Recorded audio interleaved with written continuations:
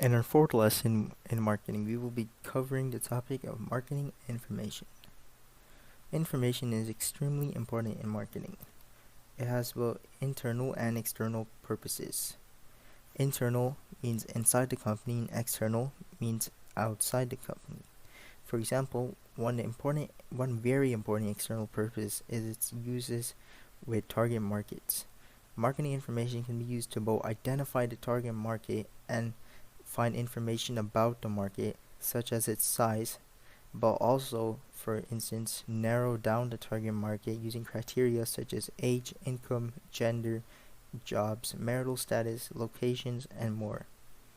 In addition, databases of customers can be created to figure out how to retain these customers and attract new ones in the future. For marketing campaigns, marketing information can be used to segment the audience of these campaigns.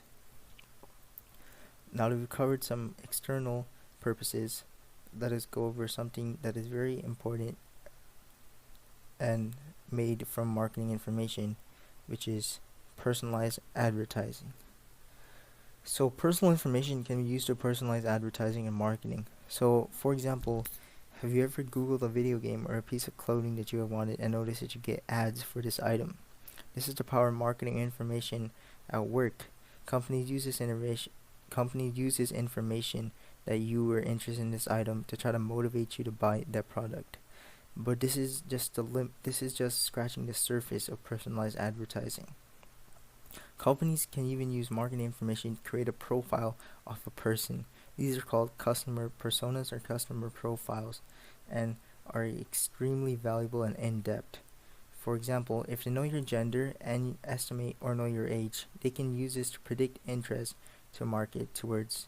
In addition, using cookies and site trackers, they can build an idea of what type of character you are and what your hobbies and interests are, and they will market stuff that appeals specifically to you and you are most likely to buy.